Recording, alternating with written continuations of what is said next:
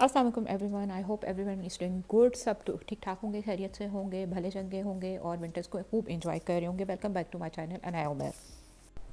Winter time management हो या मैं विंटर की पूरे दिन की रूटीन हो, या क्वेश्चन ये हो कि हम क्या विंटर्स के दिन को भी उसी तरह प्रोडक्टिव बना सकते हैं जैसे कि समर डेज़ को। इन तमाम सवालों के जवाब आपको आज की मेरी इस वीडियो में मिल जाएंगे, तो स्टे ट्यून। मेरा नहीं ख्याल कि कोई भी ऐसा काम है जो कि हम समर्स में करते हैं और विंटर्स में ना करते हैं। वो लॉन्ड्री हो, वो घर की क्लीनिंग हो, डस्टिंग हो, बच्चों का स्कूल जाना, लॉन्ड्री करना, ग्रॉसरी करना, तमाम काम वही होते हैं जो कि हम समर्स में भी कर रहे होते हैं। जब ये सारे काम एक जैसे होते हैं तो विंटर की जो दिन की शुरुआत है वो भी सेम टाइम पे ही होनी चाहिए। समर्स में मैं तकरीबन 4:30 4:45 तक उठ जाती थी, और विंटर्स में जो है 5:30 मैक्सिमम टाइम है जिस पर मैं सुबह उठ जाती हूँ।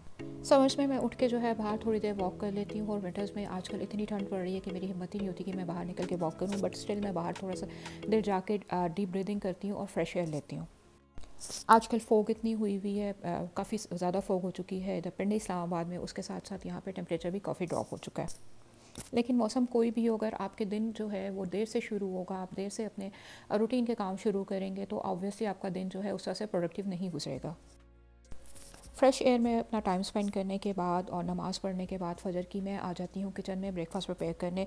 मैंने यहाँ पे जो है अपने मील की प्रिपरेशन रात को ही कर ली थी, जो मैंने ब्रेकफास्ट में बनाना था। अभी ये जो आप क्लिप देख रहे हैं ये कल रात के क्लिप्स हैं, जिसमें आज मैंने मशरूम और टोमेटो और जो अनियन का है चीज़ फिल्ड ऑमलेट बनाना था, तो उसका जो मैंने फिलिंग थी रात को ही प्रिपेयर करके रख ली थी, ताकि सुबह जब मैं ब्रेकफास्ट बना रही हूँ तो मेरा टाइम सेव हो सके। मशरूम चीज़ फिल्ड ऑमलेट बनाने के लिए जो चीज़ें मैंने यहाँ पे लिया, मैंने सबसे पहले लिया था अनियन। एक मीडियम साइज़ का अनियन लेके बिल्कुल उसको बारीक चॉप कर लिया था। 2-3 green chilli, according to your taste green chillies कम या ज़्यादा कर सकते हैं। उसके अलावा इसमें जो है मैंने डाले थे मशरूम्स बिल्कुल एंड में। पहले आपने अनियन को हल्का सा सौते करना है, एक हाफ़ टेबल स्पून बटर में अनियन को सौते करना है, हल्का सा वो लाइट गोल्डन ब्राउन हो जाए, डार्क नहीं करना उसका कलर बिल्कुल भी। जब गोल्डन ब्राउन हो जाए तो आपने जो है उसमें टमाटोज़ ऐड करने हैं, साथ में सीजनिंग ऐड करनी है, ब्लैक पेपर, सॉल्ट, ऑरिगानो, कुटी हुई लाल मिर्चें। इन तमाम चीज़ों के साथ आपने इसको पका लेना है। इतना पकाना है कि अनियन का और टोमेटोज़ का पानी बिल्कुल ड्राई हो जाए, और एंड में आपने मशरूम्स ऐड कर देनी है। और इस फिलिंग को बना के मैंने एयर टाइट कंटेनर में डाल के फ्रिज में रख दिया था। और सुबह मैं ये आप अभी मेरे मॉर्निंग के क्लिप्स देख रहे हैं, यहाँ पे मैं ऑमलेट का जो है बैटर तैयार कर रही हूँ। ऑमलेट का बैटर तैयार करने के लिए मैंने यहाँ पे 5 एग्स लिए हैं, साथ में उसमें डाला है ब्लैक पेपर और सॉल्ट और थोड़ा सा ऑरिगानो। रेड चिली फ्लेक्स मैंने इधर नहीं डाले बिकॉज बहुत ज़्यादा स्पाइसी हो जाएगा। अगर आपको ज़्यादा स्पाइसी पसंद है तो इस स्टेज पे भी आप रेड चिली फ्लेक्स डाल सकते हैं। अच्छी तरह मैं इनको बीट करूँगी। अगर आप ऑमलेट फ्लफ़ी और सॉफ्ट बनाना चाहते हैं तो इस स्टेज पे जब आप इसकी बीटिंग कर रहे हो, विस्क कर रहे हो, तो आपने जो है उसको उसमें थोड़ा सा मिल्क या फिर क्रीम ऐड कर देनी है। आप कितने बजे भी उठते हो, लेकिन सोचना यह है कि आप उठते हैं जब उसी टाइम से जो है आपके वर्किंग आवर्स स्टार्ट हो जाते हैं। और सोशल मीडिया और इधर उधर की गॉसिप्स करने के बजाय खुद को जो है इनिशियली जो मॉर्निंग के 5-6 आवर्स होते हैं उनके लिए खुद को बिल्कुल बिजी कर लें। तो वन बाय वन जो आपके टू डू लिस्ट में काम होते हैं उस दिन के पेंडिंग, वो सारे कंप्लीट हो जाए। तो यहाँ पे मैंने ऑमलेट बनाने के लिए अब पैन में डाल दिया है बटर हल्का सा डाला है मैंने। आप इसकी ऑल्टरनेटिवली ऑयल भी यूज़ कर सकते हैं, या ऑलिव ऑयल भी, वट एवर यू लाइक। और इसमें मैंने जो बैटर तैयार किया था एग्स का, वो ऐड कर रही हूँ। इसको मैं एक तरफ से जब ये कुक हो जाएगा फुली, और इसको फ्लिप करके जो फिलिंग मैंने ऑलरेडी रात को प्रिपेयर करके रखी हुई थी वो इसमें ऐड करूँगी इस तरह से। और साथ में मैं इसमें ग्रेट किया हुआ मोज़रेला और चेडर चीज़ दोनों ऐड कर दूँगी। अगर आपके पास दोनों चीज़ नहीं है तो कोई आप एक भी यूज़ कर सकते हैं, या ऑल्टरनेटिवली चीज़ स्लाइस दे सकते हैं, या चीज़ क्यूब को भी लेके आप इस पर शेड करके यूज़ कर सकते हैं। बहुत ही मज़े का ऑमलेट बनता है, बहुत ही यमी बनता है। इस तरह से ज़रूर ट्राई कीजिएगा। तो यहाँ पे सबका ब्रेकफास्ट रेडी हो चुका था। बच्चों का लंच बॉक्स भी मैंने रेडी करके उनको बैग में दे दिया था। बच्चों की लंच की भी प्रिपरेशन में एक रात पहले ही प्रेफर करती हूँ, और मुझे पता होता है कि मैंने नेक्स्ट डे बच्चों को क्या देना है और कुकिंग क्या करनी है। तो मेरा जो दिन है बहुत ही अच्छे से प्रोडक्टिव गुजरता है, और मेरे सारे काम जो हैं बहुत टाइमली हो जाते हैं। बच्चों को नाश्ता कराने के बाद, उनका लंच प्रिपेयर करने के बाद, उनको स्कूल भेजने के बाद सबसे पहला काम होता है मेरा बेडरूम जो है जिन तीनों के, मेरा भी, अरजान का भी और अनाया का भी, तो उन बेडरूम्स की जाके जो है बेड शीट सेट करना, उनको दोबारा से टिप टॉप हालत में लेके आना। उसके बाद मैंने साथ ही जब बच्चों का ब्रेकफास्ट प्रिपेयर कर रही होती हूँ, सुबह का नाश्ता प्रिपेयर कर रही होती हूँ, तो मैं जो बनाना होता है, अगर गोश्त बनाना है तो उसको कुकर में डाल के गलने के लिए रख देती हूँ। जितनी देर में हमारा ब्रेकफास्ट होता है 15-20 मिनट्स में जो है हमारा मेरा गोश्त भी पक के जो है वो रेडी हो जाता है गल के। उसमें कोई वेजिटेबल्स ऐड करनी होती हैं तो वो भी सारी मैंने एक रात पहले ही प्रिपेयर करके रखी हुई होती है। जैसे कि मैंने आज पालक गोश्त बनाना था, तो जब मैं सुबह उठी हूँ तो गोश्त मैंने कुकर में डाल के गलने के रख दिया था। उसके बाद जो पालक मैंने रात को कट करके रखा था, जितना मैंने इसमें ऐड करना था वो कर लिया, बाकी का ब्लांच करके मैं उसको फ्रीज़ कर दूँगी। पालक को अगर आपने ब्लांच करके बॉईल करके फ्रीज़ करना है तो उसमें एक ये टिप है कि बिल्कुल खौलते हुए गर्म पानी में आप पालक डालें और सिर्फ एक हल्का सा बॉयल आते ही उसको निकाल दें और ऊपर से उसमें आप ठंडा पानी डाल दें, तो पालक का कलर कभी भी ख़राब नहीं होगा। जब पालक का पानी बिल्कुल ड्रेन आउट हो जाए, बिल्कुल ड्राई हो जाए, तो आप उसको जिप लॉक बैग में डाल के फ्रीज़र में फ्रीज़ कर सकते हैं। और जब मैं बच्चों को स्कूल भेज चुकी होती हूँ और सारा बेडरूम घर समेट चुकी होती हूँ, तो जो भी कपड़े मेरे उस दिन के लॉन्ड्री के होते हैं, लाइक आज वीक में एक दफ़ा मैं या 10 डेज़ में टॉवल्स अपने ज़रूर वॉश करती हूँ। तो आज जो है मैंने टॉवल्स का साइकिल जो है वो चलाना था लॉन्ड्री में, तो मैंने वॉशिंग मशीन में अपने टॉवल्स धुलने डाल दिए हैं। जब तक मैं अपने घर के कामों से फ्री होंगी, मेरा ये साइकिल पूरा हो चुका होगा, मैं टॉवल्स निकाल के बाहर धूप में डाल दूँगी। आजकल वैसे भी विंटर्स है तो टॉवल और कपड़े ड्राई होने में बहुत टाइम लगता है, क्योंकि मेरे नीचे का पोर्शन और नीचे के पोर्शन में धूप नहीं आती।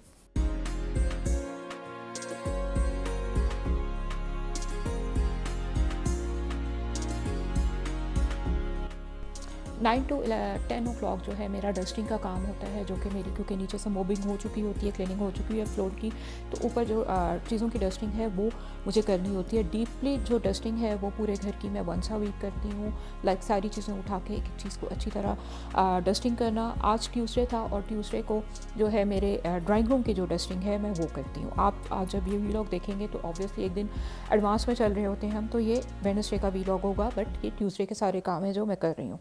एंड ड्राइंग रूम में मैंने अपने सोफ़े वगैरह सारे कवर किए हुए हैं, उन पे कोई डस्ट नहीं आती। और मैंने जी डोर्स के नीचे जो है ना डस्ट टॉपर भी लगाए हुए हैं। मैं आपको नेक्स्ट किसी वीडियो में दिखाऊंगी कि मैं अपने घर को डस्ट से प्रोटेक्शन कैसे रखती हूँ कि घर में मिनिमम डस्ट आए। विंटर्स हो या समर, आप डोर के नीचे डस्ट प्रोटेक्टर लगा लें तो आपकी ज़िंदगी आसान हो जाएगी। डस्टिंग जो है फिर आपकी वो रेगुलर डीपली डस्टिंग करने की डेली ज़रूरत नहीं पड़ेगी। डाइनिंग टेबल एक ऐसी चीज़ है जिसको मैं वंस अ वीक अच्छी तरह डस्टिंग कर लेती हूँ, क्योंकि जब आप कोई गेस्ट अगर अचानक से आपको एक्सपेक्ट कर रहे हो, आपको फ़ोन आए कि हम आ रहे हैं और आपका ड्राइंग रूम बिखरा हुआ हो, गंदा और डस्ट ना हुई भी हो, तो बिल्कुल भी अच्छा नहीं लगता। सो यहाँ पे मैंने अपनी डाइनिंग टेबल की और ये अलमारी जो मेरी ड्राइंग रूम में है इसकी डस्टिंग कर ली है अच्छी तरह से। बाकी मेरा क्योंकि सोफ़े कवर होते हैं, चीज़ें कवर होती हैं, तो उन पर इतनी डस्ट नहीं जाती। घर छोटा हो या बड़ा, घर मेंटेन तभी रहता है, डस्ट फ्री तभी रहता है और नीट एंड टाइडी तभी रहता है जब आपने हर पार्ट को जो है डिवाइड किया हुआ हो, हर काम को जो है पार्ट्स में डिवाइड किया हुआ हो। जो पार्ट आपका जो एरिया ऑलरेडी क्लीन है उसको बार बार क्लीन करने से, आपका टाइम वेस्ट करने से बेहतर है कि आप उस जगह पे फोकस करें जहाँ पे उस वक्त काम की ज़रूरत है। इस तरह से काम करने से आपको वर्क जो है कभी भी लोड नहीं लगता।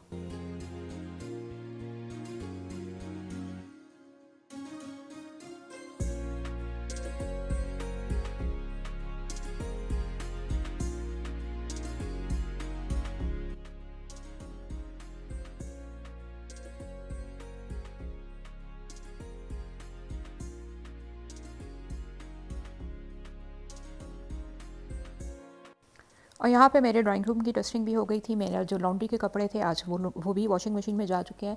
मेरा लंच भी प्रिपेयर हो चुका है। जो एक और चीज़ मुझे आज प्रिपेयर करनी थी वो थी पंजीरी, और मैंने इस टाइम में ड्यूरिंग दिस टाइम ही मैंने अपनी आर्म्स की और लेग्स की वैक्सिंग करनी थी, वो भी की है। सो आप इट डिपेंड्स ऑन यू कि आप अपने दिन को कैसे यूटिलाइज़ करते हैं। यही दिन जो है आप जो है टाइम इधर उधर की गॉसिप्स में भी वेस्ट कर सकते हैं और इसी टाइम को आप प्रॉपर्ली कंज्यूम भी कर सकते हैं। ड्राइंग रूम की डस्टिंग करने के बाद मैं यहाँ पे आ गई हूँ किचन में अपने खाने को, लंच को फाइनल टच देने के लिए। लंच और डिनर हमारा एक ही होता है, एक ही टाइम पे मैं प्रिपेयर करती हूँ। शाम को अगर कुछ बनाना हो तो मैं ऑल बना लेती हूँ, बट नॉर्मली मैं लंच और डिनर एक ही टाइम पे प्रिपेयर करती हूँ। इसकी अच्छी तरह भुनाई करने के बाद पालक गोश्त की मैंने इसमें कसूरी मेथी डाल दी और ऊपर से कुछ ग्रीन चिलीज़ ऐड कर दी हैं। इसके बाद यहाँ पर मैंने साथ में पंजीरी की रेसिपी जो आपसे शेयर करनी थी, बनानी थी, अपने लिए भी बच्चों के लिए भी। बहुत ही हेल्दी होती है इस विंटर्स में। इसको बना के खुद भी खाएँ और बच्चों को भी दें, you will feel so energetic. So इसको बनाने के लिए यहाँ पे आपने लेना है असली देसी घी, प्योर ऑर्गेनिक घी जो होता है वो लेना है। 3 to 4 टेबल स्पून गोंद लेना है, जिसको ईटेबल गम्स भी कहते हैं। 3/4 कप लेना है। मखाने लेने हैं 3 कप्स। बादाम इसमें जाएंगे 1.5 कप। आप अपनी मर्ज़ी से ड्राई फ्रूट्स इसमें, अगर आपके पास पिस्ताशियो है घर पे, काजू है, वो भी ऐड कर सकते हैं। मैंने वो ऐड नहीं किए। इसके अलावा जो है किशमिश जाएगी इसमें। 4 मगज़ मैंने डाले हैं। 1 कप। तमाम इंग्रेडिएंट्स और उनकी डिटेल मैं डिस्क्रिप्शन बॉक्स में भी डाल दूँगी, आप वहाँ से ले सकते हैं। सूजी लेनी है, इसमें आपने हाफ़ kg खोपरा जाएगा, डेसिकेटेड कोकोनट जिसको कहते हैं, 1 कप। सबसे पहले आपने लेने हैं बादाम, 2 to 3 टेबलस्पून इसमें जो है सबसे पहले आपने पैन में डालना है देसी घी। उसमें आप ऐड करेंगे बादाम और उनका हल्का सा जो है आप रोस्ट कर लेंगे, इतना रोस्ट करेंगे कि उनमें से हल्का सा अरोमा आने लगे। उसके बाद इसी पैन में मैंने जो है गोंद डाला है, उसको मैं जो है थोड़ा सा फ्राई कर लूँगी। और गोंद का जो ईटेबल गर्म होता है, इसकी निशानी ये होती है कि हल्का सा पॉप अप होने लगता है जब आप इसको फ्राई करते हैं। उसके बाद जो है इसमें मेलन सीड्स और 4 मगज़ आप जो भी इसमें ऐड कर रहे हैं वो डालेंगे और उनको भी जब पॉप अप होने लगेंगे फ़ौरन से निकाल लेंगे। इसके बाद मखानों को भी इसी तरह आप रोस्ट करेंगे। मखाने जब डालें तो मेक श्योर कि आपके जो पैन में है ऑयल कम से कम हो, अदरवाइज़ ये सारा जो घी है वो एब्जॉर्ब कर लेते हैं। तो इस स्टेज पे आपके पैन में बहुत ज़्यादा घी नहीं होना चाहिए। बादाम, ये मखाने, इसके अलावा गोंद, इसके अलावा अगर आप इसमें काजू और पिस्ते ऐड कर रही हैं तो इन तमाम चीज़ों को जो है आपने अलग से रखना है। किशमिश जो आप यहाँ पे रोस्ट करेंगे उसको बिल्कुल साइड पे रखना है। आपने किशमिश को जो है चॉपर में डाल के चॉप नहीं करना। बाकी ये जितनी भी चीज़ें हैं इन तमाम चीज़ों को आपने एक चॉपर में डालना है और इनका दरदरा सा जो पाउडर नहीं होता, मोटा मोटा आप इसको चॉप कर लें। इसके बाद यहाँ पे आपने लेनी है सूजी को आपने अच्छी तरह भूनना है 1 से 2 टेबलस्पून देसी घी में। बहुत ज़्यादा घी का मैंने इसमें यूज़ नहीं किया, मैंने कोशिश की है कि मिनिमम घी का यूज़ करूँ। सूजी की भुनाई आपने इतनी करनी है कि जो है सूजी में से हल्की सी खुशबू आने लगे, भीनी भीनी सी जो खुशबू होती है सूजी की भुनाई करते हुए वो। और जब सूजी की भुनाई हो जाए इसी स्टेज पे आपने इसमें साथ में खोपरा भी डालना है, उसको भी अच्छी तरह से भून लेना है। और फिर इसके बाद जो चीज़ें मैंने ड्राई फ्रूट्स रोस्ट करके रखे थे उनको चॉप कर लेना है। चॉप किए हुए ड्राई फ्रूट्स इसमें ऐड करेंगे।